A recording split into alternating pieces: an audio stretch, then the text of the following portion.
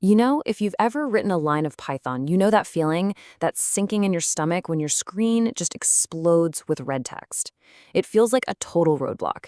But what if I told you it was actually a roadmap? In this explainer, we're going to flip the script and turn Python errors from something that causes panic into an absolutely powerful tool for writing polished, super resilient code. Let's dive in.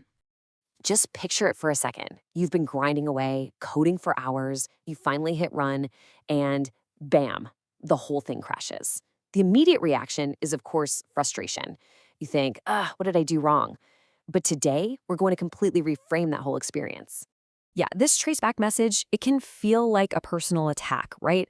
Like Python is shouting that it has no idea what you're trying to do. But instead of seeing a big red wall, we need to start seeing a guide, a set of directions pointing us exactly to where the problem is. I absolutely love this quote from ML2 because it gets right to the heart of it. Errors are not failure, errors are feedback. Think about that. An error isn't a sign that you failed. It's just your program giving you very specific, totally actionable feedback on how to make it better. It's not an argument, it's a conversation. Now, to really understand this feedback, we first got to know that not all Python errors are created equal. They pretty much fall into two big categories, and the difference comes down to one simple question. When do they actually happen? So on one hand, you've got syntax errors. The easiest way to think about these is like grammar mistakes in a sentence. Python catches these before your code even tries to run. You forgot a colon or you didn't close a parenthesis. The code structure is just wrong. Then you have exceptions. These are the runtime errors. Your code is grammatically perfect, but something completely unexpected happens while it's running. And here's some of the greatest hits, the most common runtime surprises you're going to see. A type error, that's you trying to add a number to a word.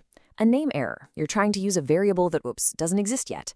And an index error, that's when you try to grab an item from a list that just isn't there. Each one is a very specific signal about a very specific problem.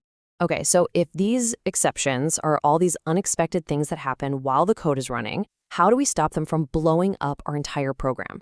Well, we need an emergency plan. And lucky for us, in Python, that plan is called the try-except block. The whole idea here is that the try-except block lets you fence off the risky bits of your code. You're essentially telling Python, look, try to run this piece of code. If anything goes wrong, and it might, don't just panic and shut down. Instead, just jump over to my except block and follow those instructions. This is the foundation of building really robust applications. And we can actually build on this to create an even more complete structure. The try block, that's where your main risky logic goes. The except block is your plan B. But then you also have an else block, and this is cool. It contains code that only runs if the try block worked perfectly. And finally is the real MVP. I just love this analogy from Code Signal. The finally block is all about essential cleanup. It doesn't care if the code succeeded or if it failed spectacularly.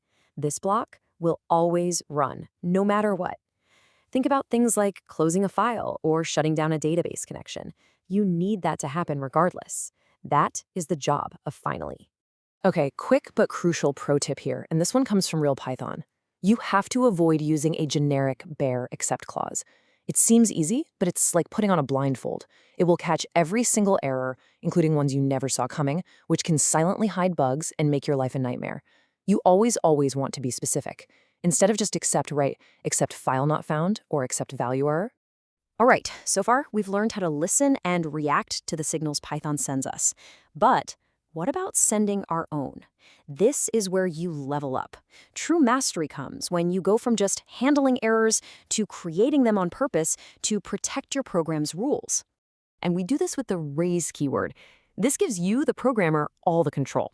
Let's say your function needs a positive number, but it gets a -1. You can raise a value error yourself.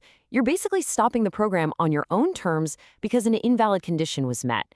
It's a game changer.